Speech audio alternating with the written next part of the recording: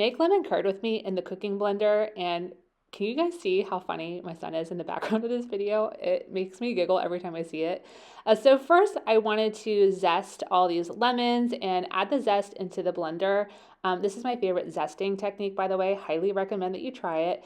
And then we just take those same lemons and juice them with our citrus press into the blender. This gets every last bit of juice out of those lemons.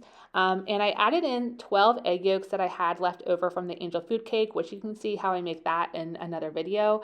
We added in some sugar and some salt. Again, my son is just cracking me up as I'm watching this back. So now it's the cooking blender's job to do its turn. And so I just set it to sauce, and it's going to heat up to that 176 degrees as it blends and spins and does its thing. And literally you just kind of wait for it to do its thing. And then pretty much the last part in the blender is just pulsing some of this butter in here. It took a whole stick and we just kind of threw it in there, put the top back on and pulsed.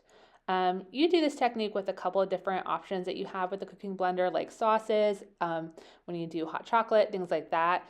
And so now we need this thing to chill. So I transferred this over to our batter bowl, which if you don't have a batter bowl, highly recommend. I use it all the time. So we're just gonna pop the lid on and stick it in the fridge for a few hours.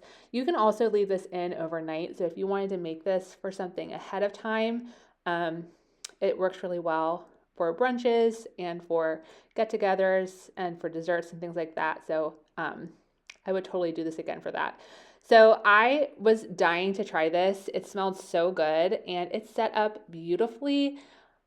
Oh, it just tastes like summer. If you've never tried this, I highly recommend it. I served it with the angel food cake and some strawberry whipped cream. Hope you try it.